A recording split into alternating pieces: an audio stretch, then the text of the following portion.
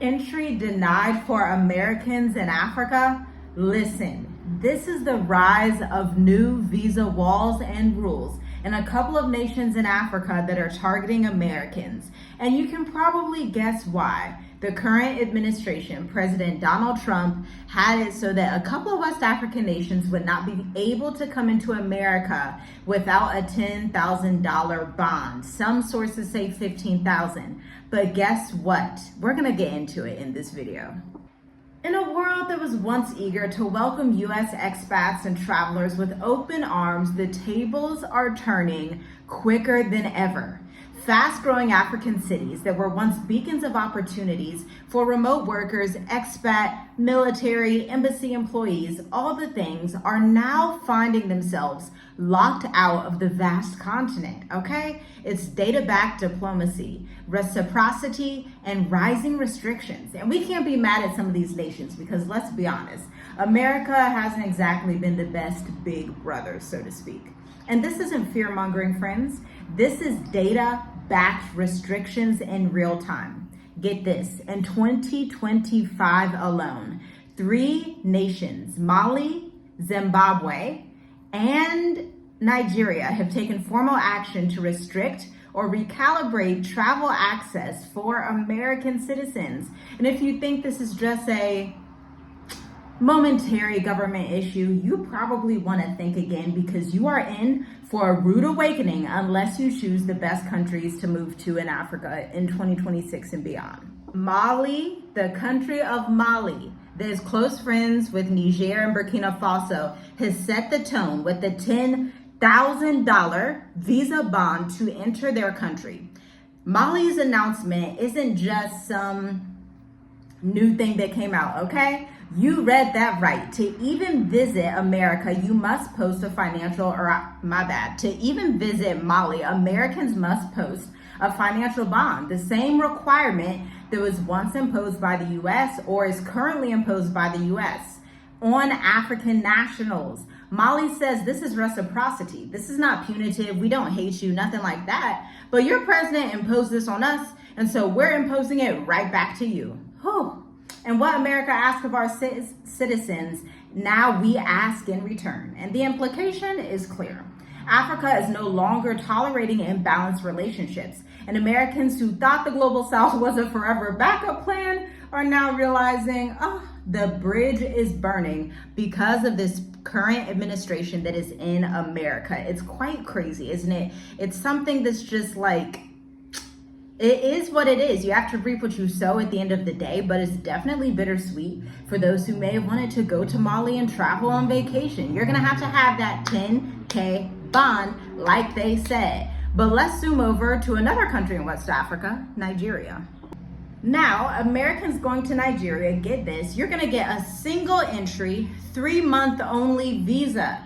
Nigeria also joined the recalibration. As of July 2025, U.S. nationals who want visa applications to Nigeria are restricted, just the way Nigerians are to America, due to some new rules by the current administration, okay? American embassies have made multi-year visas difficult to get for Nigerians. And the Nigerian government is playing by that same rule book. Tick for tack, eye for an eye, toe for a toe. They are full throttle coming at Americans as well. Like, if you do this to us, we're going to do it right back to you. That means the ease and flow of travel between two of the world's most influential Black nations has been reduced to bureaucratic red tape and reciprocity politics. If the largest economies in Africa are drawing lines in the sand, expats in Africa and the world definitely need to pay attention, okay? Listen, why fast-growing African cities are saying no to Americans in 2026 and beyond. You know what? I think you should like this video. Do me a favor, just hit the like button. Share this video with 20 people. I mean, this is urgent information. And I can't find any other African expat creators talking about it, but it's so important because suppose you want to go travel to Mali on vacation, or you're about to hit up Nigeria and you thought you could get a multi-entry visa.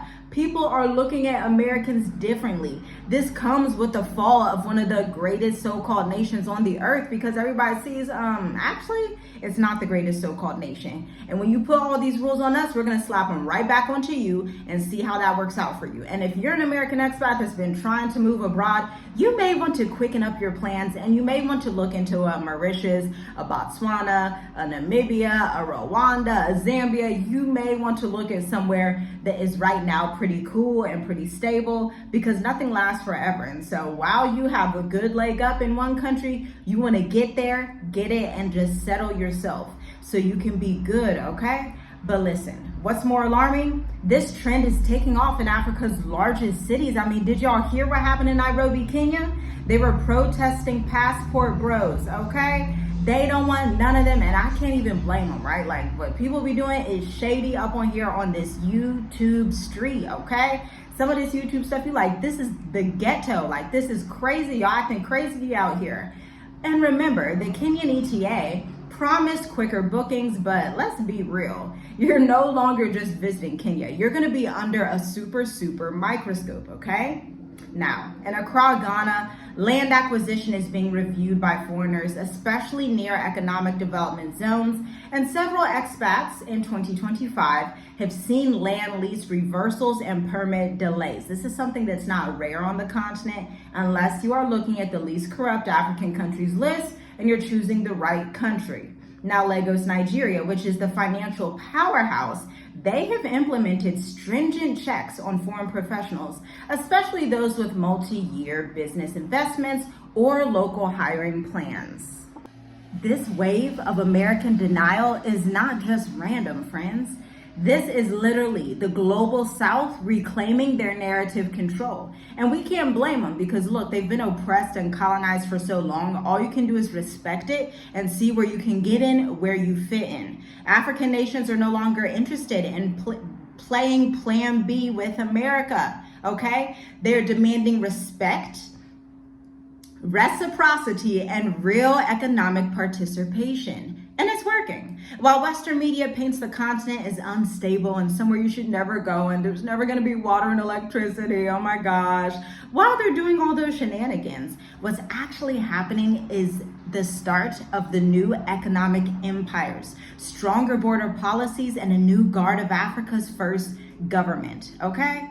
They are coming, and they are just like, look, it's a new day in Africa. Gen Z is not playing. And if you did not hear from my last video, Madagascar literally just had an uprising. Tanzania is basically about to have another uprising. They just had issues at the Kenyan-Tanzania border. And so the continent is getting pretty shaky. But it will behoove you to speak with a family that has been on the continent for over 5 years, given birth on the continent, sold property while still in Africa, sold property in America while still on the continent. Like, it would behoove you right now to speak to a relocation consultant who knows what they're doing and has moved hundreds and thousands of people, not only in Africa, but some of our clients have moved on to a Turkey, to a Thailand. And also, we have family that is out of America, okay?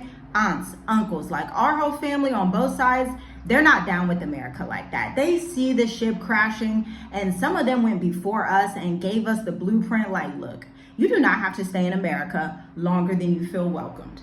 Africa is still the land of promise, milk and honey, everything that you need. You just need to have the smarts to choose the right country. Choose a country that's not in decline, that's not being decimated, that's not having a political upheaval right now, where you can have safety, better investments, peace, just all the vibes. A pool in your backyard that don't cost $5K a month. Like, just so many things that you can have when you live in Africa. And remember, if you're American, the talk is ticking. Visit www.journeywithusmovetoafrica.com to learn about the Mature Adult Intensive, or check out the links in the description to see what we have available for you. Because if you thought your move to Africa plan was like, oh, someday I'll do it, it'll work out someday, I'll do it eventually, like I won't put a date on it, but I'll just randomly just keep saying someday.